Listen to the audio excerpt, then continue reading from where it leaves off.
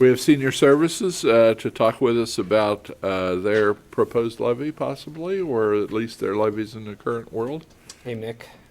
Good afternoon. Good afternoon. Good to be here.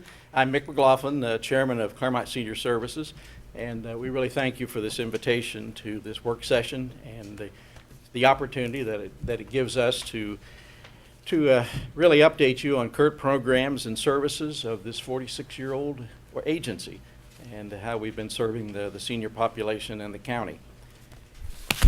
Clermont Senior Services has been serving the senior residents of Clermont County since 1969. And as you'll see from our presentation over currently, 70% of our funding comes from a 5-year countywide levy for seniors. At the conclusion of the current levy cycle, which is December 2016, Clermont Senior Services will be completing a 15-year period of operating without any increase in the senior levy millage. That's no change since 2002. I'm here today with our Executive Director, Cindy Gramke, and 4 of our board members, Tom Rockland, Sam DeBonis, Bob Manning, Connie Bear, and support team, as you want to call them, a good quartet there. But we'll be sharing with you some of the concerns of our board, in particular as we really look at the services that we've been providing and what we want to continue to provide. And we've spent a lot of board time looking at the trends on funding and the sources of those funds. And in particular, we've been looking at the expected future demands for the growth that's projected for the senior population of this county. That really gives us a great deal of concern as to be able to serve them well. And so we're going to do our best to try to explain and share with you our concerns and what we're doing. And to start things off, I'll bring Cindy Gramke up here, and she'll lead us through our discussion. Thank you very much. Thank you. Thank you, Mick. And thank you to the Board of Commissioners for inviting us to be here today. And we certainly do thank the residents of Clermont County, those who support senior services through the levy, because, as Mick said, I think last year was about 73% of the budget supported services for seniors, and that's critical. Who we are, I mean, our mission is to improve the quality of life for older adults in our community, and we do that by providing a very broad range of services. We're unique in the state of Ohio, considering the services, in fact, that are all kind of administered under one roof. But the bottom line of what we try to do is to help keep people living in their own homes for as long as we possibly can.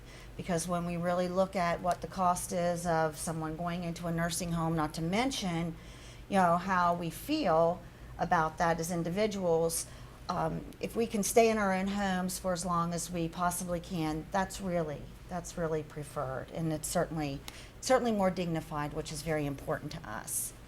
The typical customer we serve is female, and the average age is 75, someone who lives alone. Average income is about $1,200 per month. Our youngest senior is 60, and we don't serve anyone under 60. So our oldest, it says 104, but actually she turned 105. And she turned 105 in November. I had done this slide previously, and so she's something else. She's quite the lady.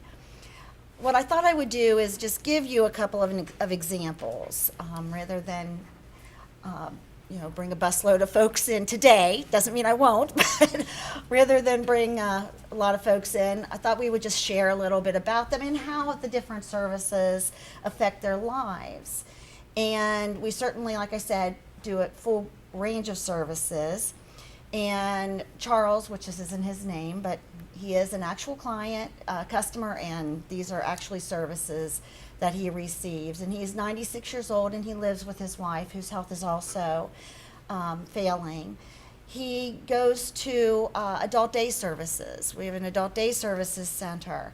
And because she really struggles as well, and she's under a lot of stress, him being able to go to adult day when otherwise he would be in a nursing facility has been as important for her as it is for him, because it gives her a little bit of respite.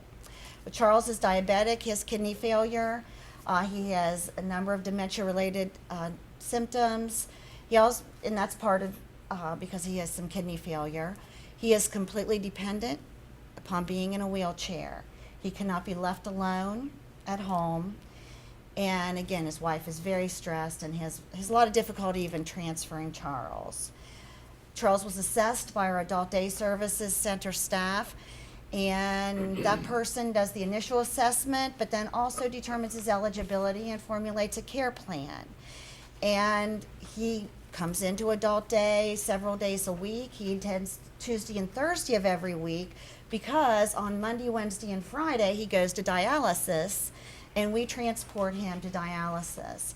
We have 20 buses, an average of 20 buses on the road every day, transporting folks to and from medical appointments and to VA, and I'll talk a little bit about that in a minute. But and some of our buses are on the road as early as 4 a.m. in order to get out there and get into the county and to pick people up. We run really 2 shifts of dialysis a day.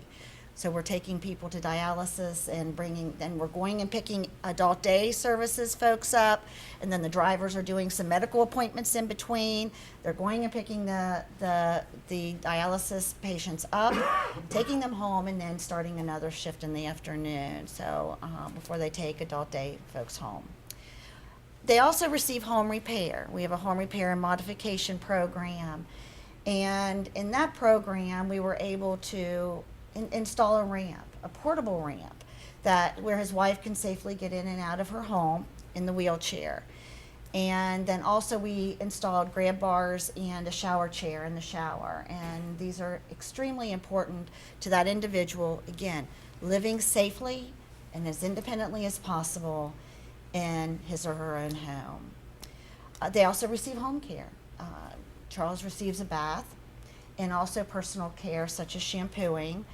And then the aide does some light homemaking because his wife is she can do some of the work, but again, she's frail and becoming more so. She's 86, but she does need help with the bigger jobs, cleaning the bathroom, etc. And I wanted to show you, this is just a little bit of an illustration of kind of the different funding sources and how those go in. So really for Charles, it's important to note that the levy goes only into home repair because the other services are covered under his passport, which is the Medicaid, Medicare funding. And I show this because, the levy is the payer of last resort. So we always look toward other available funding before we put the levy funding into effect. And then this is Nellie, and she turned 105, and she lives in Withamsville. By the way, that's not her picture. We do protect the privacy of the people we serve. But she has a son who has his own home on the other side of town, but he really has been living with her since 2012. And he assists with all aspects of her care to the best of his ability. But I think he's like 83 or 84 years old, so that's her son. So you can see these generations and what's happening in our community. We're living longer, which is wonderful, but our children maybe, aren't outliving us too. So that's something to think about. She did fall in her bathroom back in 2012. She did really, really well, in fact, up until that point, and sometimes that's what it is. It's a slip, trip, or fall, or something catastrophic and even not so catastrophic that will cause a setback. She's extremely hard of hearing. She uses a walker to get around in her home. There's arthritis and osteoporosis, some heart irregularities. She cannot be left alone at home at night, and that's when her son does stay with her. And she receives $1,130 a month, but she has very high medical and prescription expenses. She receives home repair, and we've installed the grab bars, fixed leaky faucets, cleaned her gutters. With volunteers actually have done that. A number of other things. Home care, she receives a bath and other personal care such as shampooing as well as light homemaking. She receives help with her heating bill through HEAP. And actually, she's really only getting personal care for an hour and a half, 2 times a week, and homemaking for 1 hour once a week. So it's not like we're going in and giving lots of services, but we're helping her stay in her own home and helping her son to maintain his caregiving relationship with her. Now, Nellie, does receive a good bit of levy funding in terms of the services. So as you can see, the levy only funds case management, but then we move over to home care and levy funding, United Way funding, and Title III, which is the Older Americans Act, federal funding helps there. And with home repair, it's home repair really from a levy standpoint only represents about 0.67% of the overall levy budget. And the way we're able to make that program work really effectively, we've been very, very fortunate. The Safety Council here through the Health Department in Clermont County has provided the funds for grab bars, which has been wonderful, and we've been able to install them. Other special grants, and the biggest thing is the volunteer support. We just continue to build that program with volunteer support, and that's true of so many of the programs because now it's so difficult sometimes to be able to fund everything. So where we can use volunteers, we can't use volunteers for everything, but where we can, we optimize that.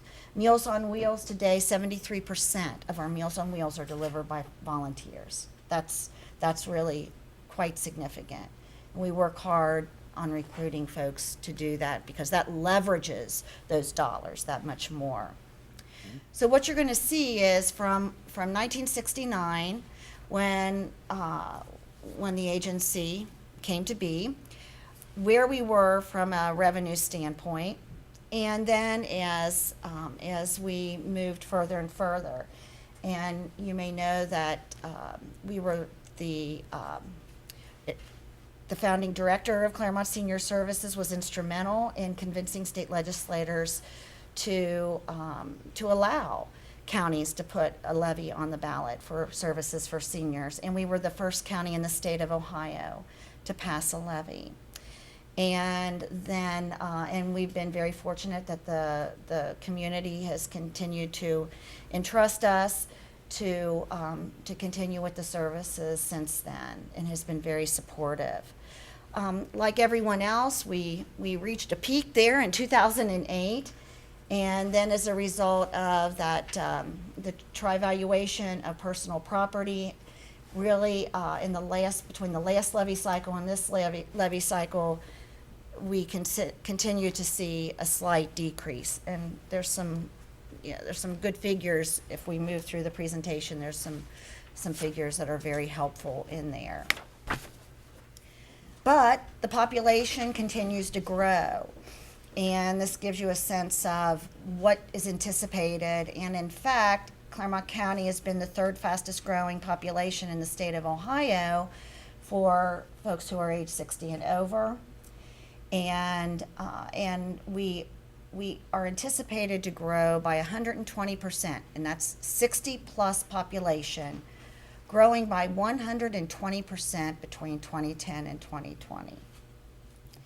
So what have we done? I mean, we know we've experienced that decline in revenue, and it hasn't just been in levy revenue. The economy was hit hard, and everyone else was too after '08. But there were some other things. The tangible personal property tax in the state made a difference. Deregulation has made a difference. Some of the other funding sources have, had to, I don't want to say cut, but they've had to spread their wealth a little bit more thinly, and that has had an impact on us too. This is where you can see from 2008. And these are actual figures going down to the 2015 budget. What I really want to emphasize is the next column is full-time equivalents. That's not full-time employees, that's full-time equivalents. That means we, all of those, even part-time employees, the part-time employees that we have, if you get all their hours together, divide them, by 40, this is where we are. So in '08, we had 143 full-time equivalents. Today, we have 96. And even though we have fewer full-time equivalents, we've, through prioritization and some of the other cost reductions that I'll share with you, we've been very successful, in fact, in increasing the number of units of service and how we do that, how we are able to deliver the services very effectively and efficiently. And part of that reprioritization was through a number of different cost-effective measures. And again, that says employees, but it's equivalents, and that's how that has decreased significantly each year. We've consolidated some of our centers, that many of you may remember. There was a time when we had 3 5-day-a-week senior centers. We had 7, between really 3 and 5, 5-day-a-week centers, and we had 7 one-day-a-week centers throughout the county. And really, we're following a national trend here, not just because, we need to be prioritizing the funds into areas that are most critical to keeping people living in their own homes, but there are many more outlets today for socialization. And so the demand is not there for the senior centers. So we've consolidated centers. We actually eliminated 4 director positions over the last several years. We function without a COO. So you can see, this is where we target. We target the leadership. In terms of how can we do things better? How can we do them more effectively?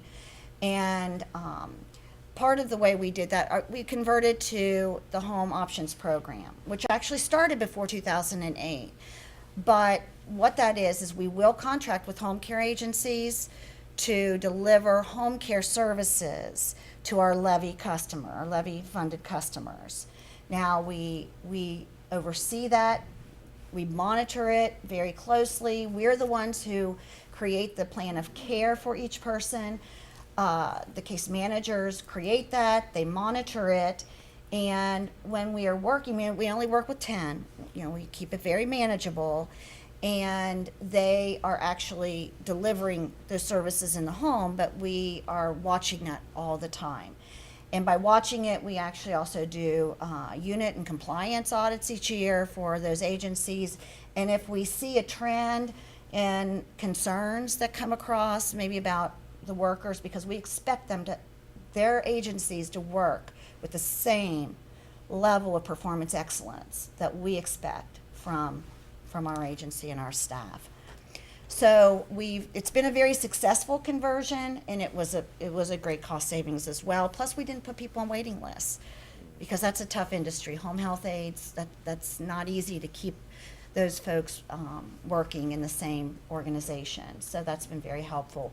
Software efficiencies. Our transportation software has been huge in allowing us, we can see, we know exactly where the drivers are.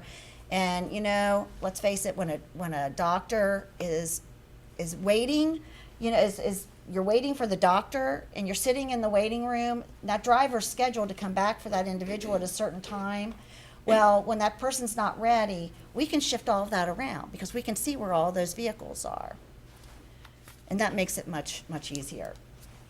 And this really tells the story, the big orange block, 73% of the revenue to serve well over 5,000 people each year, most of whom receive multiple services. So they may get transportation, and chances are good. I mean, if they get transportation, they may be getting Meals on Wheels. They may be getting home care. They may also be doing adult day and still getting Meals on Wheels on the days that they're not doing adult day. So, and then chances are they've had home repair, and we've gone in and helped repair their home. And those do have to be owner-occupied homes for us to do that. But you can see 73% of our budget is in fact the levy. There's only one mandated service for seniors in the state of Ohio, and That is Adult Protective Services, and we're very fortunate to have that contract with the Department of Job and Family Services and work closely with them. And we do all of the investigative work with that. So when you see APS probate, that's what that is. And we also have the guardianship contract with probate court. But 73% comes directly from the people of this community. Okay, I'm pushing the button. Now see? Same thing. Same thing, same thing. All right, can I have some technical assistance? Because I'm not sure what we need to do. Thank you, sir. Tom, you know something about? This is our resident board member slash techie slash. If he wasn't here, we'd have to be asking Commissioner Humphrey to come down. Is that where you wanted to be? Yeah, that's good.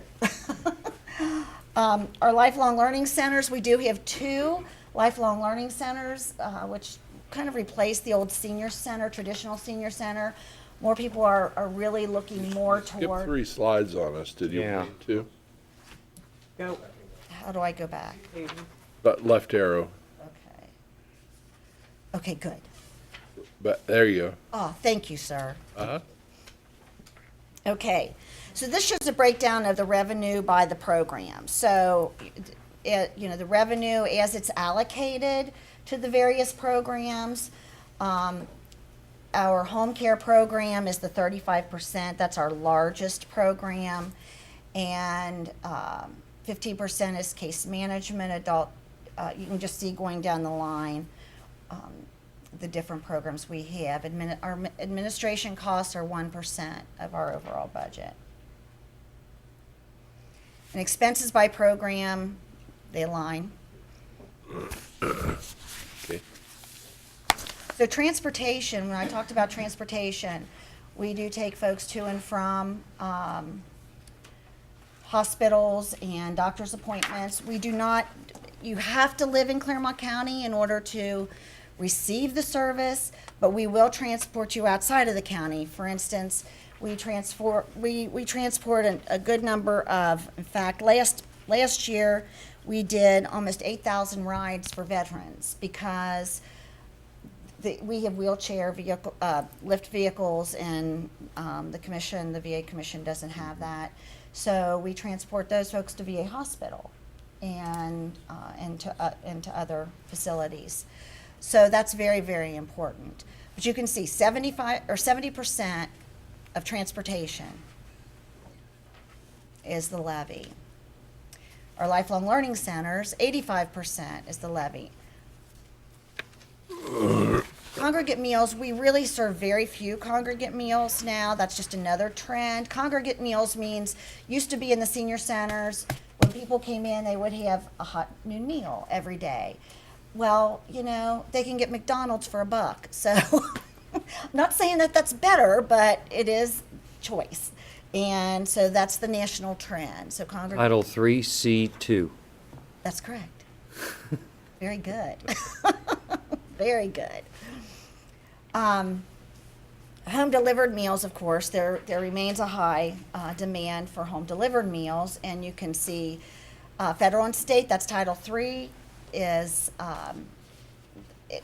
those funds go into home delivered meals, and the levy here is a little less because we're able to make up in the other areas. That's Title 3C1. And because 73% of those meals are being delivered by volunteers. Right.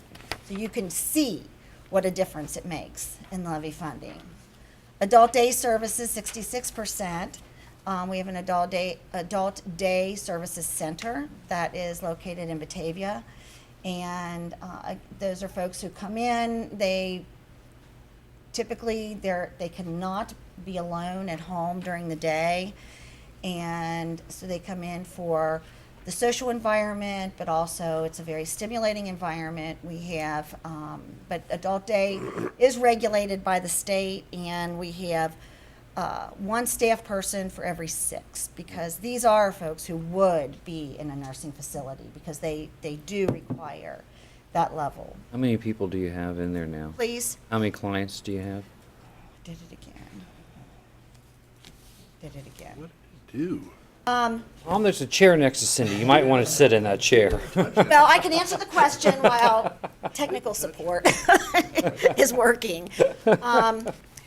We have enough, this facility could accommodate probably 20 more a day, but we don't have the staffing that can support that. So we have Your six. staffing, though, has to be a nurse. No, Doesn't. not the staffing, doesn't. Okay. We have to have it, the director has to be an RN. Okay, So that's we have an on-site RN director. Mm-hmm. The case manager has to be an RN as well. But the program aides, they could have an STNA certification. Many of our home health aides have transferred over into adult day, and then we also, one of our cost savings kind of thing is they're cross-trained. So anyone who is hired as an STNA program aide in adult day, you know, they need to know, well, they do know that they could also go out and do home visits, depending on what the demand is for service. Okay, I'm gonna watch my finger here, just make sure. Case management, 97%. Of course, case management, we have 14 case managers. They're all LSWs, RNs, LPNs, and we have one MSW as well. And they are the ones who actually go into your home. They determine if you're eligible, what you're eligible for services. And they're the ones who are really, they know the resources in the community as well. So even if it's a service not provided or something not provided by Clermont Senior Services, they know how to tap into that. So when they put the care plan together, everything is about being able to create the plan of care to help that person stay living independently. Home care, 75% of home care comes directly from the levy. And you can see volunteers, very little money goes into, I mean, about 99% does go into volunteers, but to keep in mind, that's just for what it costs for the overall program, not the volunteers, because the volunteers give of their time. So from just a revenue and expense perspective, that's what that is, because it's So a some very of that, low it would be cost. like. It's the one part-time reimbursement for person. mileage. Yes, yes, yes. And again, home repair, same thing. That program, it's overwhelmingly, it's the volunteers who are doing the work. And we're very successful in getting grants for that. We were actually just awarded a grant from the Ohio Department of Development, a 2-year grant for emergency home repair that had been received by a different agency, but in Hamilton County. And we were just awarded that grant, so that's going to be great. In your packet, and anyone in the room even who wants this information, I can get it to you, but this just gives you all the different sources of funding, what that means, you know, where it comes from, and then our eligibility. To be eligible for any of the programs, you have to be 60 years of age and older, a resident of Clermont County, and the dwelling or residence must be located in Clermont County, not just like part of the driveway or part of the land. It has to, the dwelling has to be in Clermont County. There are no income restrictions. We do not have fees. We do have donations for services that are based on a sliding scale according to income. And so people are encouraged, strongly encouraged to give what they're able to, because again, that leverages and helps us do that much more. They can't receive a duplicate service from another agency. If they're getting hospice care and or they're getting, or VA's coming into the home and delivering a certain, like home care, well, they're not gonna get duplicate services. Again, the levy is the payer of last resort, so we're very careful about that. And these are the different program eligibility. Each program has different eligibility because because of the funding sources. So if it's Title III funding, for instance, it's going to have its own set of guidelines, and then, you know, then there may be some, depending upon circumstances. Last year, beginning of 14, end of 13, beginning of 14, when there was a threat that home delivered meals would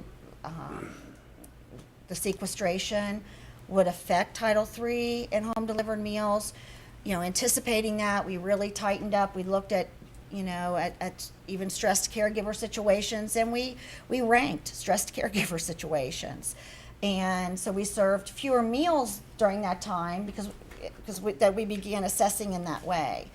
And since then, that has released, and so we're able to move back to our other guidelines.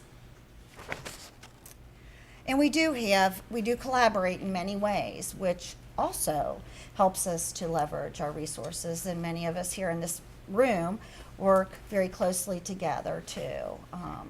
Certainly Dee Dee and transportation, we work very closely with Clermont County Transportation, OSU Extension, Cincinnati Area Senior Services, the Safety Net Alliance, Senior Safety Coalition, which has been very, very important to us, the Injury Prevention Partnership, LifePoint Solutions also. And so we work hard to find creative ways that we can all benefit. I mentioned the volunteers before and the total impact of volunteers. You know, 21,248 hours of volunteer service last year, and that's $290,458 of volunteer service. That is so critical and so important to our ability, you know, to make the most out of taxpayer dollars. We talked about projected growth in the very beginning, and this illustrates that. This is part of Miami University's Scripps Gerontology Center. Has been projecting this, and we're on track with those projections.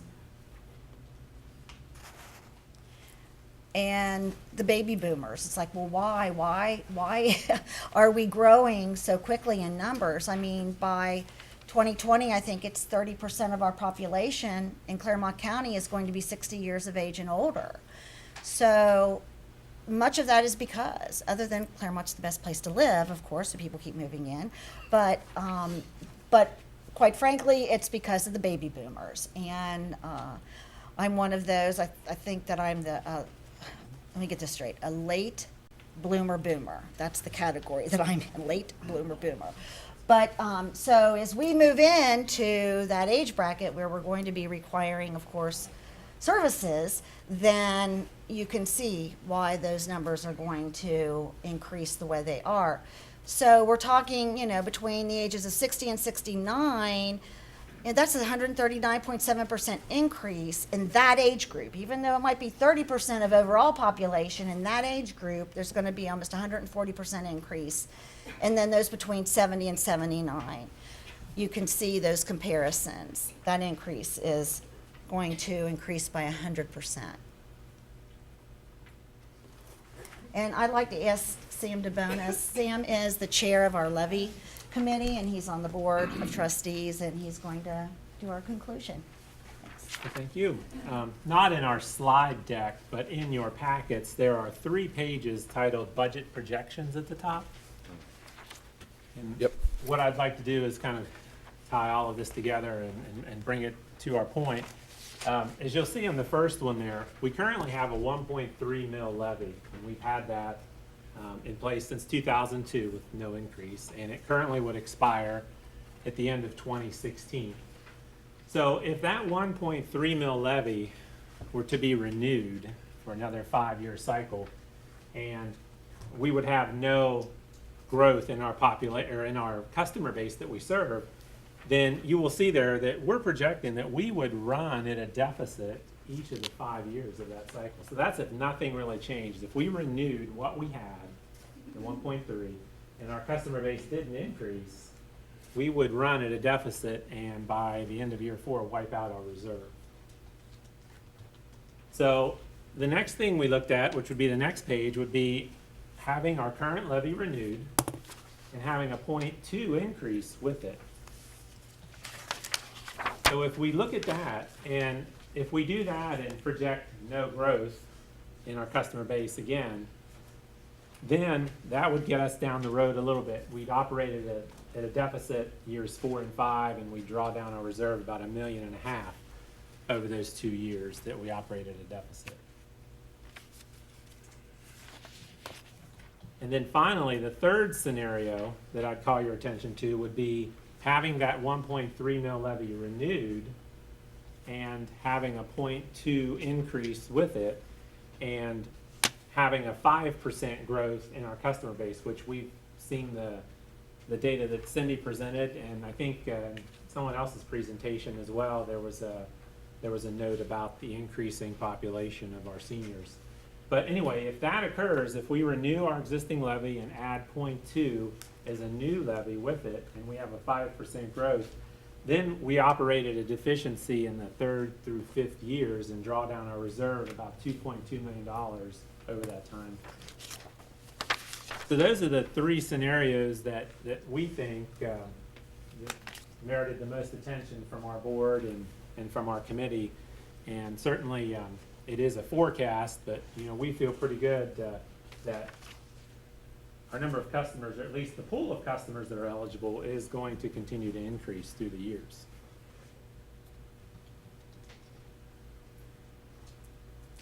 Okay.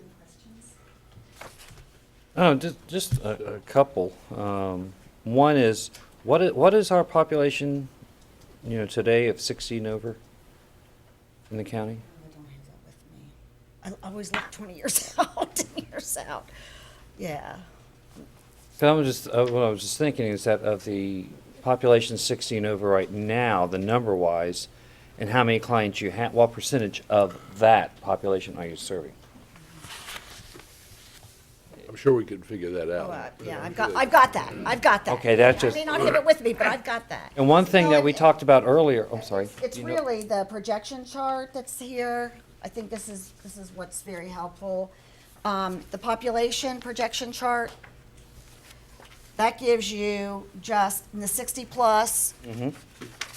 That shows you it is, but I don't know how to get to it. It's the continuing rise. Like going 35,000. Well, really, right now, we are probably right about, 41, 42. yeah. Yes, 41, and then by 2020, we're talking 51. So growing by another. And when we looked at the 5%, we knew that that was low, considering the growth. I mean, you have to look at the microcosms too, and frankly,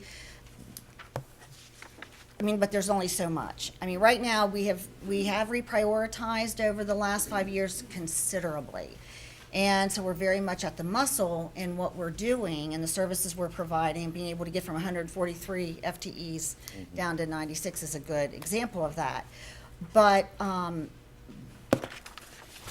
we felt that we would be neglecting the population if we didn't at least build at least 5% in to look at that in terms of our projections, because we know it's going to happen. Right, we feel very good that the next 5 years, our next levy cycle, there will certainly be at least a 5% increase in the people that we're going to serve, just based on the data that's out there in the population. When we met earlier, one question I asked might be considered morbid, but also looking at, this is a number of clients could be added, but is there the number that are be dropping off? Well, but it's- There are, but there always have been. Right. There always have been. So that increase in the number is going to have an effect, because you're going to have basically the same demographic in terms of chronically ill folks, and frankly, the opiate addiction problem affects us. No different, I mean, certainly in a different way, but it affects our population. And one of the ways is certainly what we see in the adult protective services, in those numbers. And we went from 124 referrals for investigations in 2008 and up to 264.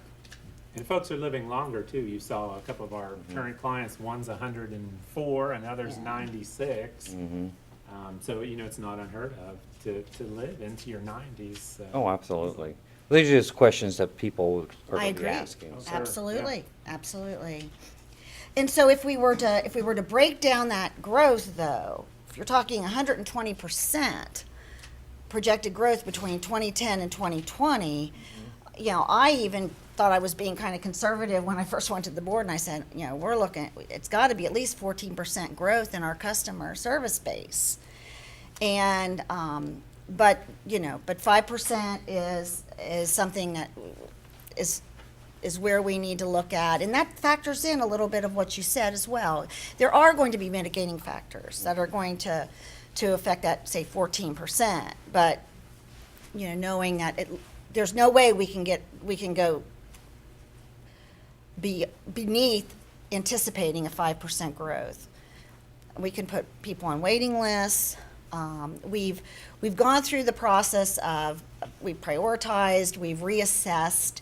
I mean, we really cut our meals, literally our Meals on Wheels in half back in '09 because we put new processes in place by which we were assessing more regularly, and we were assessing by a team of the case managers instead of individually.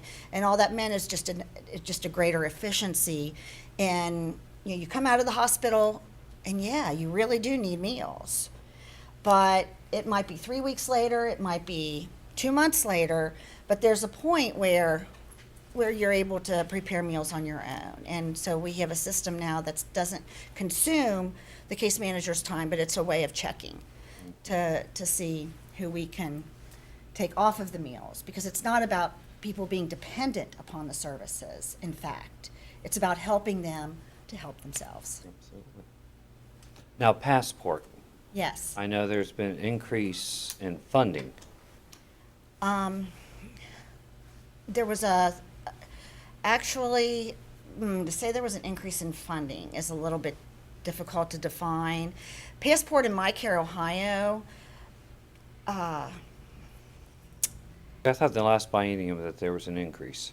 there's a 3% increase, but with My Care, Ohio, it's very difficult. It's in the early stages of My Care, Ohio, and it's very difficult to assess the way that that's going. Other than to say that it's not really meant an increase for us, individual, as an agency. It's very much so. Passport is Medicaid, Medicare dollars. And then also it's Medicaid dollars. So if you're under 65, it's Medicaid only. If you're 65 or older, it's Medicare and Medicaid. That's the dual waiver piece. That's the My Care Ohio piece.